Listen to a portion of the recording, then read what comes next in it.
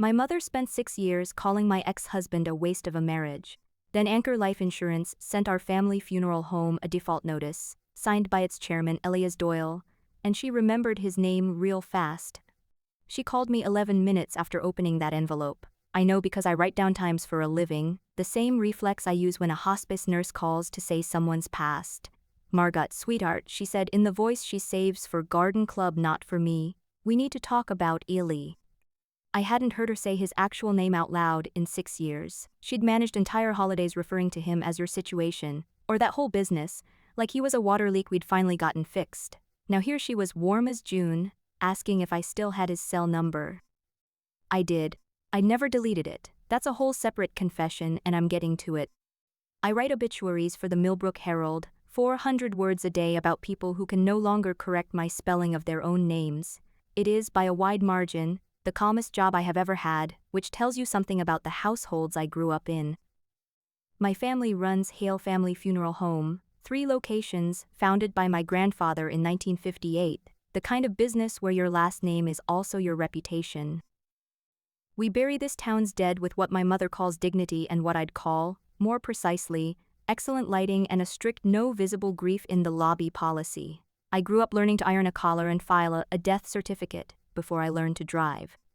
Here's the thing nobody tells you about growing up around a funeral home. You get very good, very young, at telling the difference between what a family actually feels and what they say out loud for the guest book. I built an entire career out of that gap. Every obituary I publish is the version families want strangers to read, 400 polished words. What actually happened rarely survives the edit. So a long time ago I started keeping the other version, a private file, 1 page per person, the true paragraph, I call it, the sentence that never runs. He drank too much but never once missed a little league game. She was cruel to her sister for 40 years and spent the last 6 trying badly to apologize. Nobody reads these but me. I started the file the year my father buried his own father and told 300 guests the man had been generous to a fault, when the truth, which everyone in that room already knew, was closer to complicated and often unkind. I was 14. I've kept the file ever since. I met Eli Doy when I was 26. At a Rotary Club lunch my mother dragged me to for networking purposes that had nothing to do with romance and everything to do with finding me, her words, someone appropriate. Eli was there representing a mid-sized regional insurer, 3 years into an actuarial career that mostly involved spreadsheets and client lunches nobody wanted to attend. He made a joke about actuaries being the only people in the room who could accurately calculate how long everyone else had left. Nobody else laughed, I did. He found me by the coffee station afterward, visibly relieved to have located the one other person in the room who hadn't been born into a country club membership. You're the funeral home, Hale, he said, not a question. I told him I preferred obituary writer, technically, and he said that sounded like a job for someone who'd already made peace with things most people spend their whole lives avoiding. I hadn't expected to be understood that quickly by a stranger in a rented conference room. I wasn't ready for it. He asked for my number the way people used to, on a torn corner of a paper napkin, because his phone had died an hour into the lunch and he refused to input it wrong from memory later. I still have that napkin. It's in the same drawer as everything else I've never been able to throw away. For the first year before my mother's opinions fully calcified into policy, it really was good. He taught himself to make my grandmother's pierogi recipe from a stained index card, because I mentioned once offhand that I missed them. He drove 40 minutes each way every Sunday to help my father move caskets in and out of the display room, unpaid, uncomplaining, because he said a man should know how to be useful to the people he's marrying into, even if they never quite let him feel married into anything. I fell asleep some nights just listening to him breathe, thinking, with a certainty I haven't felt about much since, that I had gotten the easiest, luckiest deal of my entire life.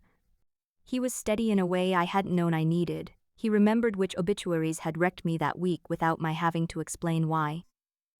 He worked a second job answering phones for a claims call center for our first 2 years together. Because commission-only insurance sales don't pay much before you've built a book of business, and he never once complained about it in front of me, though I later learned he complained plenty to his own mother, who I never got the chance to properly meet before she passed.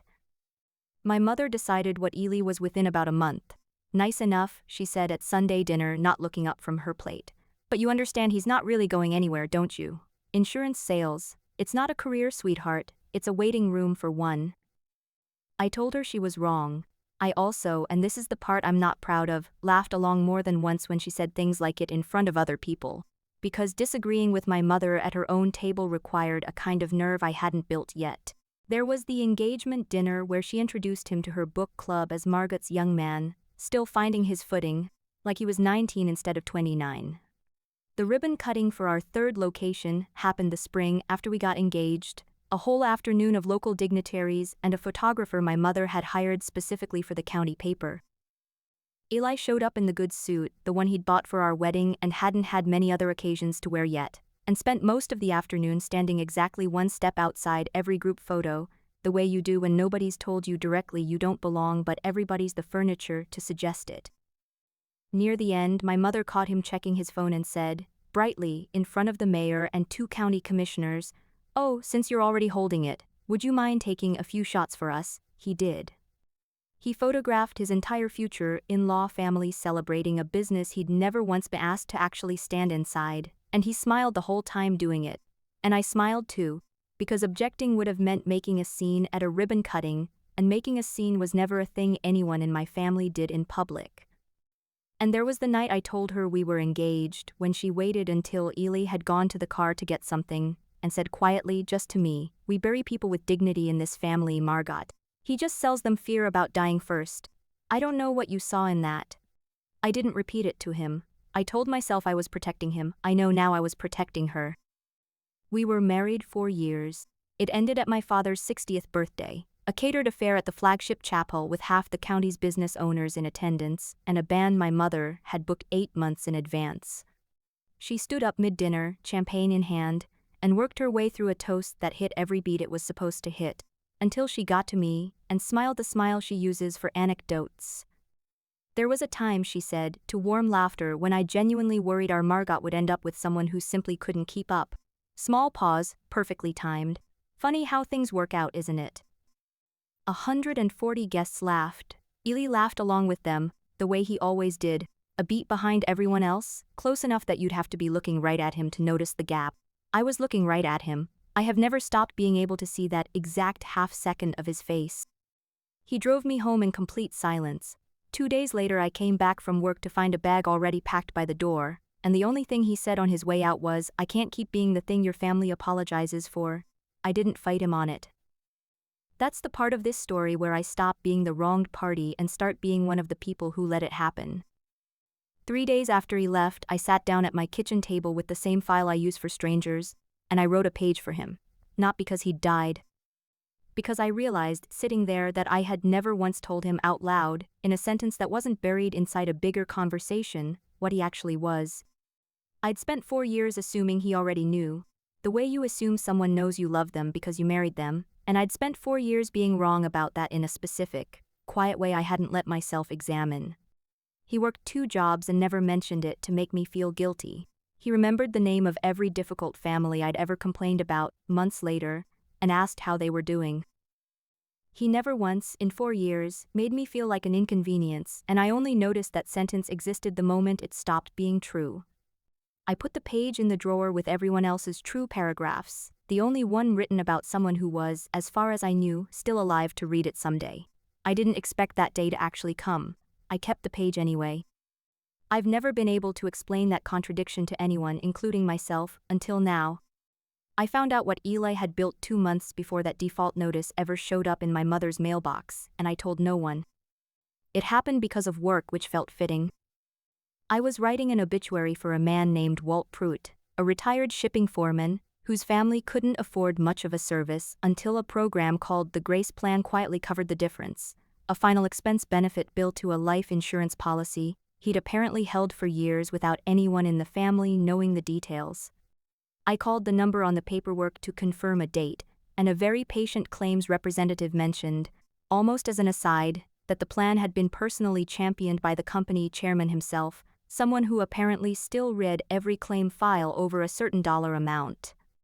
I asked, casually, unable to help myself, what the chairman's name was, already half certain and hoping, in that specific way you hope for things you're also afraid of, that I was wrong. Anchor Life Insurance, Chairman and CEO Eli Doy. I sat in my car in the newspaper parking lot for 11 minutes, the exact length of time, coincidentally, my mother would later take to call me about the same man. I looked up the grace plan afterward, alone at my kitchen table. Affordable final expense coverage for families who can't front a funeral bill on short notice. Underwritten at a loss for the first 3 years, according to one trade article, because Doyle insisted the unit prove it could work before it ever had to prove it could turn a profit. I remembered, with a specific kind of ache, a conversation from early in our marriage, 3 in the morning, after I'd come home from writing an obituary for a woman whose grandchildren had to do a bake sale to cover the difference between what she had and what dignity apparently cost. I'd cried about it in a way I rarely let myself cry about work. Eli had just listened, the way he did, and said, almost to himself, someone should build something for people like her. I don't know for certain that conversation is where the grace plan came from. I have never once asked him directly, because some part of me has been afraid of both possible answers. But I know what I know, and I kept it to myself for 2 months, the same way I'd kept plenty else to myself for 6 years. In those 2 months before the letter, I let myself look him up more than I probably should have. A profile in a regional business journal, 3 years old, described him as unassuming for a man who'd taken a struggling regional insurer and quadrupled its book of business in under a decade. There was a photo of him at some industry dinner, still wearing the same slightly uncomfortable expression he'd worn in every photograph my mother ever orchestrated, except this time nobody had arranged the furniture to leave him out of the shot.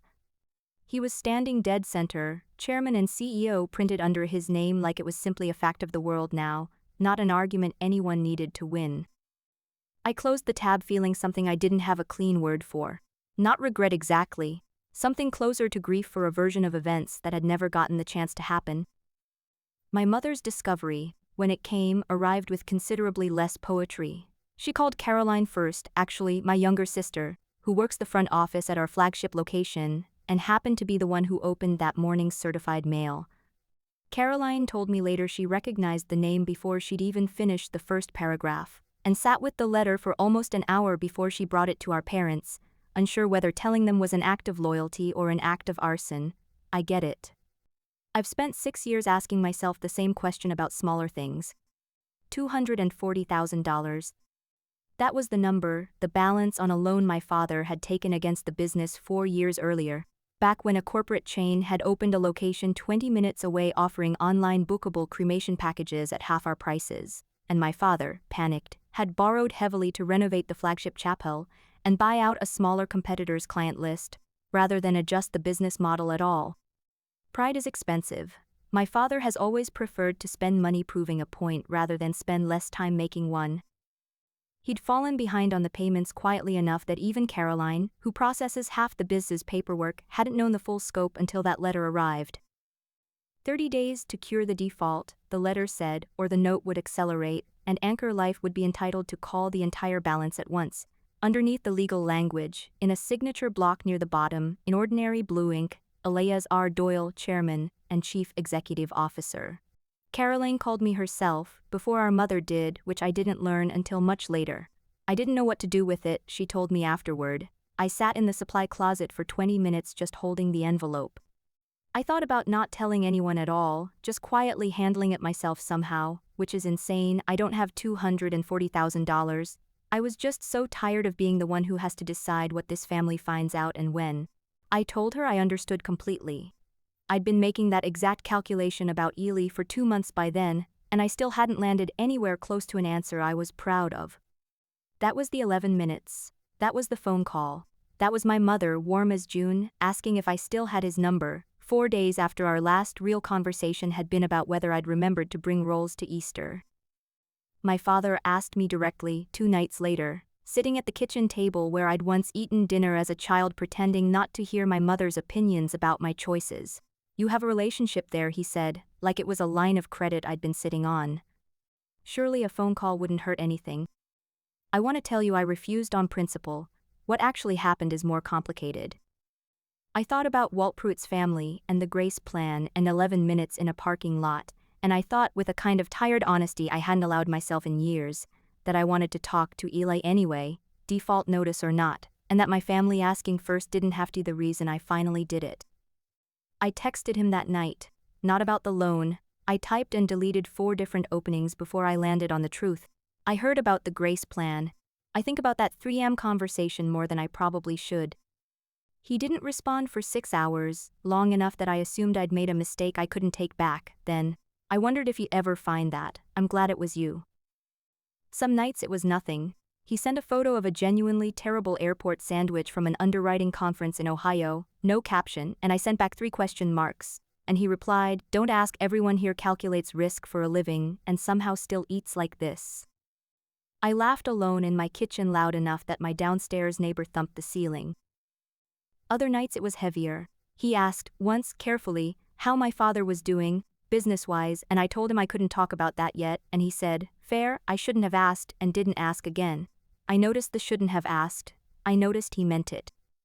We talked most nights after that, carefully, the way you test ice before you put your full weight on it, never about the loan. He never once brought it up, and neither did I, and somewhere around night 9 I realized I was happier in those small, careful conversations than I'd been in longer than I wanted to admit out loud. 12 days into the default window, I drove out to interview a 91-year-old widow named Ruth Alvarez for what she insisted on calling her own advance obituary, a request I get maybe twice a year from people who want the last word on their own life instead of leaving it to their children's grief and Wikipedia-level accuracy. She told me over decaf that she wanted exactly 1 sentence about her husband, 41 years married, and the sentence was, "He never once made me feel like an inconvenience." She watched my face carefully when she said it, the way people do when they suspect you understand something you haven't told them about yourself. I wrote it down exactly as she said it, no editing, no polish, and drove home thinking about how rare that sentence apparently was, rare enough that a woman felt the need to make sure it got recorded correctly before she died. I had written something almost identical once myself, in a file I never showed anyone, about a man I'd let walk out my door without ever saying it to his actual face. I hadn't let myself think about that specific detail in longer than I wanted to admit. My mother found out about the texting, because my mother finds out about everything eventually. I suspect Caroline let it slip, not maliciously, just tired of being the only one holding 2 truths at once. She didn't yell. She did something worse, which was show up at my apartment on a Tuesday with a casserole I hadn't asked for, my father trailing a step behind her carrying, absurdly, a bottle of wine, like this was a dinner party instead of an ambush. "You could remind him what you two had," my mother said, setting the dish down on my counter like an offering at an altar. Before things got complicated, my father nodded along, opening the wine without asking, the way men do when they've decided their job in a conversation is logistics, not content. I asked her what exactly she thought I should remind him of, given that the last time she'd spoken about our marriage in my presence, she'd called it a phase I was old enough to have grown out of by now. She didn't have an answer for that. My father filled the silence instead, gentler than her but pointed in his own way. "Margaret," he said, "the business employs 11 people, real people with families. This isn't only about you and your feelings about Eli anymore." I looked at him for a long moment. "It never was only about my feelings," I said. "That was always the problem. Nobody in this family has ever once asked what my feelings actually were before deciding what to do about them." Neither of them had an answer for that either. My mother had a casserole and a deadline, and my father had a bottle of wine he'd opened without asking, and between the two of them that turned out to be the entire argument they'd prepared. The Hospice Alliance Gala was 9 days out, the same one our family sponsors every year, the same one I now knew Anchor Life had sponsored for the last 3. My mother had apparently known this for at least a week and said nothing, waiting, I think, to see if I'd bring Eli up first, so she could pretend the timing was my idea instead of hers. "That's when we'll finally sort this out," she told me, like she'd been the one to arrange it, 6 days before the default deadline. Convenient if you didn't look at it too closely. I thought more than once in those 9 days, about all the moments across 4 years of marriage where I could have said one true sentence out loud and didn't. I'm not sure silence is ever really neutral. I think it's just cowardice wearing a nicer word, and I'd worn that word so comfortably for so long I'd nearly forgotten it wasn't my actual personality. I decided, somewhere around night 7 of careful text messages, that whatever happened at that gala, I was done editing myself down to a version my mother found easier to introduce at parties. It happens every spring in the ballroom of the one hotel in Millbrook, nice enough to have a ballroom, 300 people in formalwear raising money for a cause everyone in the death-adjacent industries has a complicated relationship with. Caroline came over to help me get ready, which had less to do with hair and more to do with neither of us wanting to face the evening alone. She sat on my bathroom counter while I put in earrings and said, apropos of nothing, I looked up the grace plan last week. After the letter, I wanted to understand what we were actually dealing with. I didn't say anything, just kept fumbling with the earring back. It's a good program, Margaret, she said. Like, actually good, underwritten at a loss on purpose. I read 3 separate industry write-ups on it. Whatever happened between you two, he didn't turn into someone who forgot what it's like not to have enough. I know, I told her, and meant it more than I'd let myself mean anything about Eli in 6 years. She hopped down off the counter and hugged me before I could brace for it, quick and fierce, the way she used to when we were kids and one of us had gotten in trouble for something the other one did. Whatever happens tonight, she said into my shoulder, I'm not on their side. I don't think I have been in a long time. My mother spent the ride over rehearsing, out loud, without quite admitting that's what she was doing. We'll just see how the conversation goes, she said, checking her lipstick in the visor mirror. No need to make it a whole production. I sat in the back seat like I was 14 again, watching her build up a version of the evening that had almost nothing to do with the one that was actually about to happen. My mother wore the navy dress she saves for donors. I wore the black one I always wear to these things, which felt for the first time like a small joke only I was in on. I saw Eli before he saw me. He looked the way 6 years and considerably more money will do to a person. The same steadiness, dressed better, standing slightly apart from a cluster of Anchor Life executives, the way he used to stand at the edge of our family photographs. Caroline squeezed my hand once, hard before letting go. Good luck, she whispered, I mean that for both of you. My mother moved first, sweeping toward him with the specific radiance she reserves for donors and photographers. My father stood a half step behind her, hands in his pockets, wearing the specific discomfort of a man who'd rather be doing inventory than standing here. Elias, she said, hand extended like they were old friends instead of 2 people who'd spoken maybe 4 times in 6 years, all of them Frost. It's been far too long. He shook her hand. Patricia, he said, perfectly polite, perfectly unreadable. My mother's smile flickered, recalibrating. We've been so proud, watching your success from a distance, she said, which was news to me, since I'd never once heard her mention his name in 6 years except as a cautionary tale. Gordon and I always knew you had it in you. Somewhere near the shrimp table, I clocked at least 2 other funeral directors from neighboring counties, the kind of competitors who'd remember every detail of whatever happened here tonight and repeat it, embellished, at their own industry mixers for years. She got to it faster than I expected. A small misunderstanding at the bank, she called it, laughing lightly, the kind of laugh she uses when she wants a room to laugh along with her. Nothing that can't be sorted between family, surely. She said family the way she'd said situation for 6 years, like the word cost her something to produce. Eli didn't answer right away. He looked at me first, just once, a question I couldn't fully read, and then back at my mother. I'm not sure what you're asking me for exactly, he said. Specifically. Her smile held. Barely. Well, she said, some flexibility. Given the history, given that Margot and you have clearly been finding your way back to each other. She said it like she'd arranged the whole thing herself, like 9 days of careful, aching text messages had been her idea from the start. I felt the floor shift under the conversation before I understood why. She turned to me, voice pitched to carry just slightly further than a private conversation should, loud enough that 2 nearby board members glanced over. You have been talking to him, haven't you? For weeks. Behind our backs, while your father and I were sick with worry about the business. I suppose I should be grateful you finally decided to make yourself useful. A few heads turned. Not many, enough. I felt my face go hot the way it used to when I was 19, and she'd correct my table manners in front of guests, small and public and designed to leave a mark without ever raising her voice. 6 years ago I would have apologized. I would have found some way to make myself smaller until the moment passed and everyone could go back to their canapés. Yes, I said instead, I have been talking to him. Not because you asked me to, and not about the loan, not once, because unlike you I actually wanted to know if he was okay. I've wanted to know for 6 years and I was too much of a coward to find out until a default notice gave me an excuse. That's the whole truth, and you're welcome to be embarrassed about it in front of the board members currently listening, because I've stopped being embarrassed about it for you. My mother's composure did the thing I'd only ever seen it do once before, at my father's 60th birthday, 6 years and 1 lifetime ago. It cracked straight down the middle. "Oh, for heaven's sake," she said, sharper now, not bothering to lower her voice at all. "We all know what he actually is, Margaret. He got lucky selling fear to frightened old people. That doesn't make him." She stopped herself half a syllable too late. I'd heard nearly the exact sentence once before, 6 years earlier, in our own kitchen, delivered so quietly I'd been the only one meant to hear it.